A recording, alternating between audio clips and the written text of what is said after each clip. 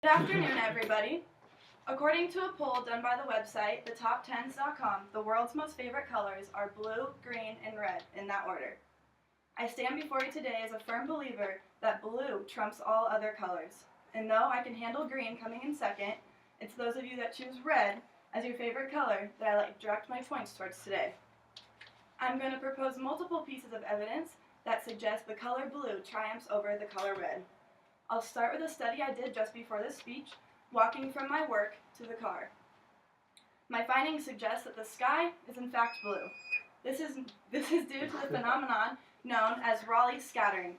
It explains how the light passes through the atmosphere, allowing the longer wavelengths to pass straight through, causing very little red, orange, and yellow light to be affected by air. Shorter wavelength lights are absorbed by gas molecules. Gas molecules are such big fans of blue light that they absorb as much of it as they can, only to radiate it and disperse it around the sky for everyone to see. So next time you're getting dressed, show that sky a little appreciation and throw on a blue shirt. Now, while we're on the topic of the sky, I would like to note that the sky is also limitless. Why associate yourself with the color red? It's only the color that brings you to a halt at an intersection when there's no one else in sight, the color that informs you failed the exam, or the color your mom's face used to turn when she'd come home from work and you still had yet to complete your chores.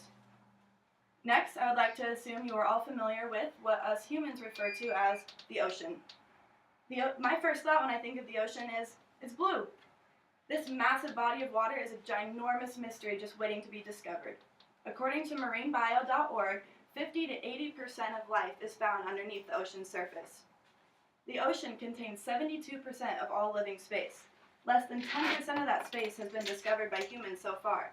So quit trying to be bold, claiming you like red because it stands out, and instead be mysterious, frightening, and exciting all at once.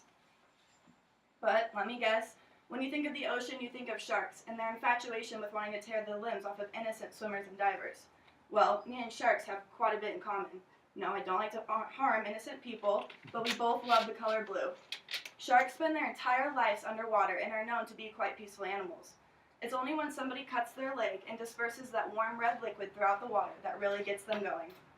Now, while we're talking about animals, I would like to propose you all a question. Have any of you seen a rodeo clown shaking a blue flag in front of a face of an angry bull? No, I didn't think so. If you were dressed as a clown shaking a blue flag in front of my face, I'd probably stand there a little bit confused and harmless as well. But it's when you change that color of flag to red that the bull and I are going to have quite different reactions. Now let's talk about emotion. The color red is associated with only the most intense emotions, such as anger, which leads to a faster heartbeat and faster breathing. A faster heartbeat is one of the symptoms of anxiety, which is extreme shaking and being overly energetic. Oh, did you just do something embarrassing? Yeah, we can all tell. Your cheeks are glowing red. And there, I just listed my personal symptoms of public speaking. But what about you guys? Sitting there relaxed as spectators, not worrying about having to give a speech at all? Well, lucky you. The color blue is associated with emotions that are good for the mind and the body. According to the website, thecolorwheelpro.com, the color blue is associated with slowing the human's metabolism, a calming effect, and also tranquility. So, if I have not yet persuaded you on the superiority of the color blue over the color red, I would like to present my last and most dominant point. Let's picture a scenario when you're on vacation and you have just spent the whole day in the sun. It's not till you head back to the beach house rented for the week that you look in the mirror and realize the agonizing pain you're going to be feeling for the next few days. You started your day in a hurry and you forgot to apply sunscreen, and for that you must be punished.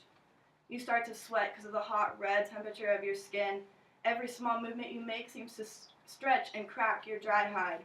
Desperate for relief, you run to the shower yet again to blue for the cold water to run over your entire body to relieve you of a pain that is a sunburn. According to skincancer.org, after receiving more than 5 sunburns, you are at risk for the most serious skin cancer, which is melanoma.